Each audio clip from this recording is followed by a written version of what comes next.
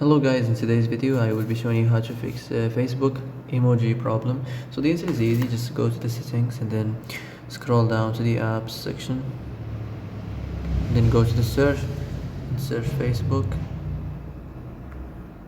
and then go to the storage, and here you will find this clear cache option. Click on it.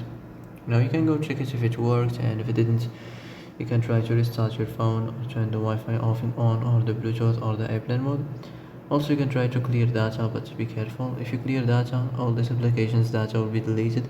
This includes all files, the settings, the accounts, the databases, etc. So be careful if you want to clear your data.